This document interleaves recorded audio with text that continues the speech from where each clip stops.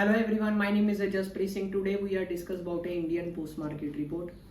Today the Nifty opening is a flat and continuously Nifty first 30-minute candle they are showing them some bullishness is will be there.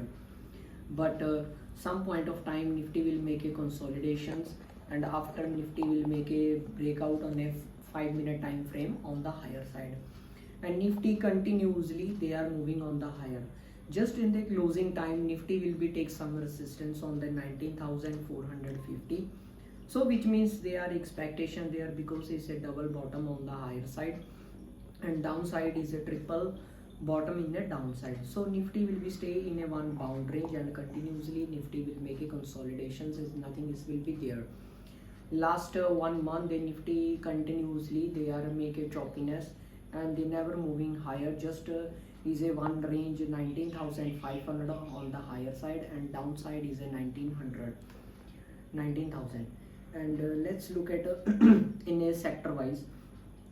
Today they all the sectors will be closing in a positive except only for the pharma sector they are closing in a negative. Otherwise all the sectors are turning in a bullish side because say first September they are showing them some bullishness will be continuous will be there in the Indian market. And Nifty close to close basis is a higher 181 point on the higher side. On the other hand is a bank Nifty is a closing near about 446 point on the higher side. On the other hand is a when we check in a OI data from the weekly expiry in a Nifty 19,500 CE has a huge open interest. So people are expectation there in Nifty will be stay 19,500 on the higher side and downside is a 19,000. They will be stay and continuously moving in between there. On the other hand is a bank Nifty 14,500 CE has a huge open interest in the banking sector and downside is a 14,000 PE has a huge open interest. So Nifty and bank Nifty both are the sectors will be make a consolidation. On the other hand is a the globally market they are like a turning to the bullish side. The SPX 500 is a the closing is a flat almost and the Dow Jones is almost is up 115 point. On the other hand Nasdaq is a slightly negative, but they are not a down, they just make a consolidations. But on the other hand Nifty is a totally they are stay in a one sideways momentum in a downside. So that's why world market is totally up and Indian market is a totally turning from the downside, but on the other hand is a world market is a totally turning on the bullish side.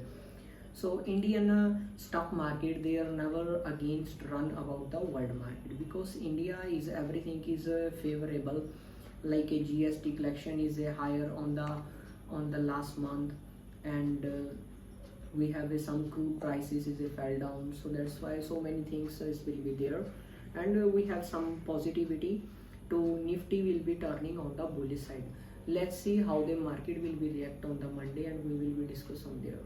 Hello, ਅੱਜ ਮੈਂ ਤੁਹਾਡੇ ਨਾਲ ਗੱਲ ਕਰਨ ਜਾ ਰਿਹਾ Indian market ਦੇ ਬਾਰੇ। ਅੱਜ ਇੰਡੀਅਨ ਮਾਰਕੀਟ ਦੇ ਵਿੱਚ ਜੋ ਓਪਨਿੰਗ ਆ ਫਲੈਟ ਦੇਖਣ ਨੂੰ ਮਿਲੀ ਆ, ਬਟ ਜਿੱਦਾਂ ਹੀ ਉਸ ਦੇ ਨਾਲ ਨਿਫਟੀ ਦੇ ਵਿੱਚ ਓਪਨਿੰਗ ਹੋਈ ਆ ਤਾਂ ਨਿਫਟੀ ਨੇ ਇੱਕ ਆਪਣੀ ਬੁਲਿਸ਼ਨੈਸ ਦੀ ਕੈਂਡਲ ਆ ਜੋ ਉਹ ਸ਼ੋਅ ਕੀਤੀ ਆ, ਜੋ ਕਿ ਕਿਤੇ ਨਾ ਕਿਤੇ ਇਹ ਸ਼ੋਅ ਕਰਦੀ ਸੀ ਕਿ ਲਾਸਟ ਫਰਾਈਡੇ ਦੇ ਉੱਤੇ ਸਟਾਰਟਿੰਗ ਪੁਆਇੰਟ ਦੇ ਉੱਤੇ ਕਿ ਅੱਜ ਮਾਰਕੀਟ ਦੇ ਵਿੱਚ ਕਿਤੇ ਨਾ ਕਿਤੇ ਬੁਲਿਸ਼ ਮੋਮੈਂਟਮ ਕੰਟੀਨਿਊ ਰਹੂਗਾ। ਬਟ ਬਹੁਤ ਸਾਰੇ ਲੋਕਾਂ ਦਾ ਇਹ ਮੰਨਣਾ ਸੀ ਕਿ ਕਿਤੇ ਨਾ ਕਿਤੇ ਜੋ ਨਿਫਟੀ ਆ ਉਸ ਦੇ ਵਿੱਚ ਕੰਟੀਨਿਊਸਲੀ ਜੋ ਸਾਈਡਵੇਜ਼ ਮੋਮੈਂਟਮ ਆ ਉਹ ਕੰਟੀਨਿਊ ਰਹਿਣ ਵਾਲਾ ਵਾ ਤੇ ਨਿਫਟੀ 19,450 ਦੇ ਉੱਤੇ ਕਿਤੇ ਨਾ ਕਿਤੇ ਰੈਸਿਸਟੈਂਸ ਫੇਸ ਕਰਕੇ ਉਸ ਤੋਂ ਬਾਅਦ ਦੁਬਾਰਾ ਡਾਊਨ ਸਾਈਡ ਦਾ ਮੋਮੈਂਟਮ ਕੰਟੀਨਿਊ ਰਹੂਗਾ। ਦੇਖਦੇ ਹਾਂ ਹੁਣ ਮਾਰਕੀਟ ਕਿਸ ਤਰ੍ਹਾਂ ਬਿਹੇਵ ਕਰਦੀ ਆ।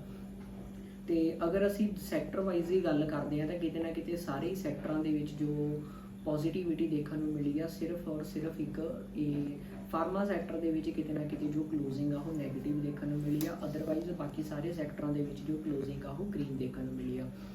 ਅਗਰ ਅਸੀਂ ਇੰਡੀਆ ਵਿਕਸ ਦੀ ਗੱਲ ਕਰਦੇ ਹਾਂ ਤਾਂ ਉਸ ਦੇ ਵਿੱਚ ਵੀ ਕਿਤੇ ਨਾ ਕਿਤੇ 5.68 ਦਾ ਜੋ ਮੋਮੈਂਟਮ ਆ ਉਹ ਡਾਊਨ ਸਾਈਡ ਦੇਖਣ ਨੂੰ ਮਿਲਿਆ, ਜੋ ਕਿ ਇੱਕ ਬਹੁਤ ਹੀ ਵਧੀਆ ਤੇ ਬੁਲਿਸ਼ਨੈਸ ਕੰਟੀਨਿਊ ਹੋਣ ਦਾ ਸਾਈਨ ਆ ਇੰਡੀਅਨ ਸਟਾਕ ਮਾਰਕੀਟ ਦੇ ਵਿੱਚ।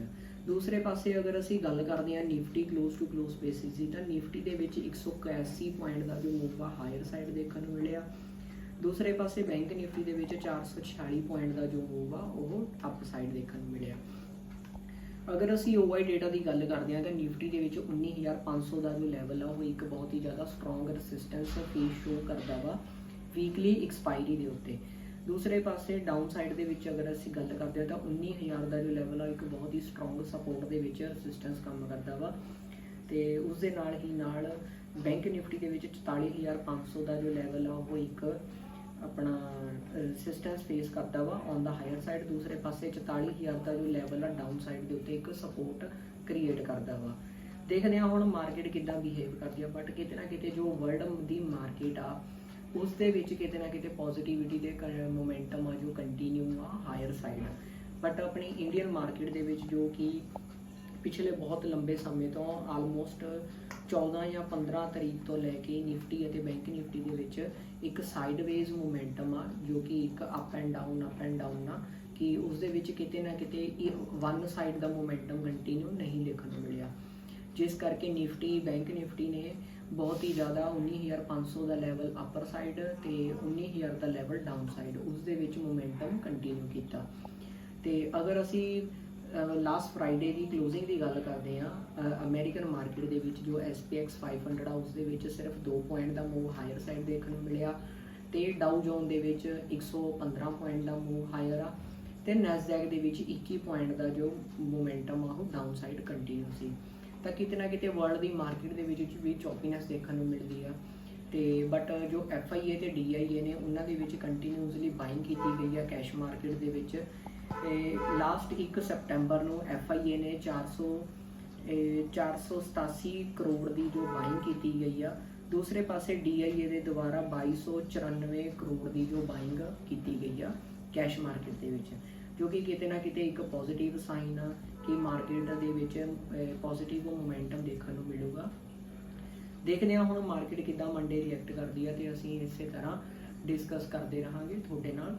ਅਗਰ ਤੁਸੀਂ ਸਾਡੇ ਚੈਨਲ ਦੇ ਉੱਤੇ ਨਵੇਂ ਹੋ ਤਾਂ ਸਾਡੇ ਚੈਨਲ ਨੂੰ ਲਾਈਕ ਐਂਡ ਸਬਸਕ੍ਰਾਈਬ ਕਰੋ। Read all the subject are market related to the risk. Thank you for the watching.